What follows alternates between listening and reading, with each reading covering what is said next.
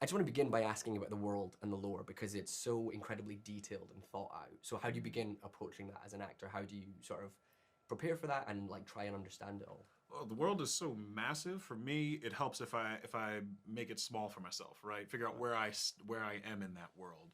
I mean, no matter how hard you try, just having someone explain to you, oh well, this is the moon of this is Veldt, this is Providence, this is Dagus, it's a cobalt mining planet or whatever.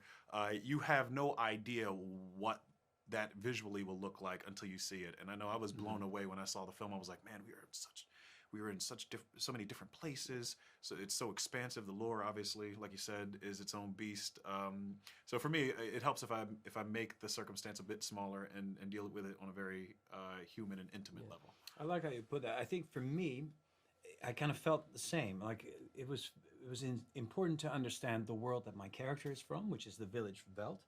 And then once my character goes on this journey to find these fighters to help them protect their village, he's out of his element, and like I was on a lot of those sets, and I don't quite understand these worlds. This is a farmer who's never been off his own planet, so that I could use that.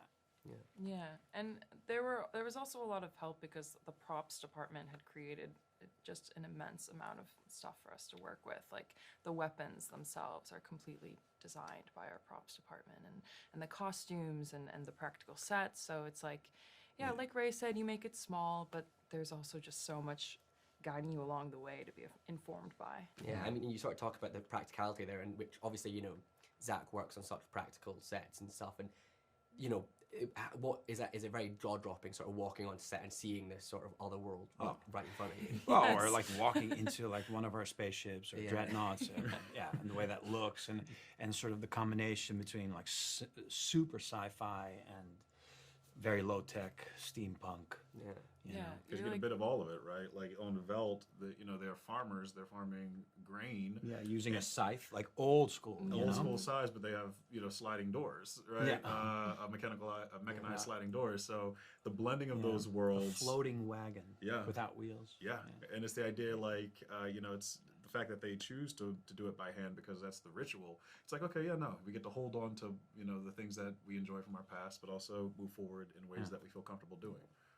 And obviously the action is such a talking point of the film, and just watching the sequences, it seems like such physical set pieces. What is it like when you're sort of preparing for that and sort of having these big sequences with, creatures that aren't necessarily there?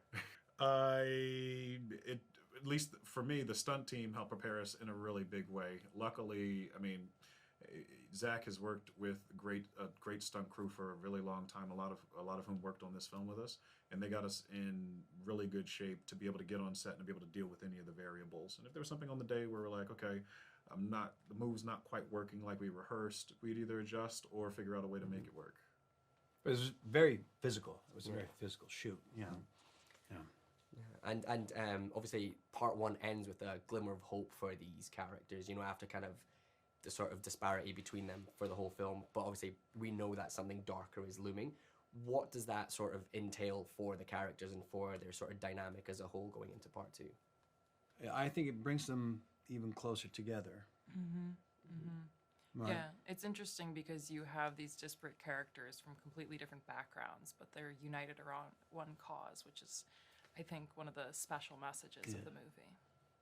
Yeah, and finally, I just wanted to ask. Obviously, it was part one, part two. There's an extended cut. What is it like, sort of juggling three versions at once? Like, are you guys aware of that, or is it kind of just shot as like one big thing? Well, it's technically really only two versions, right? We shot everything that's in the extended cut, and I believe there are just like some alternate.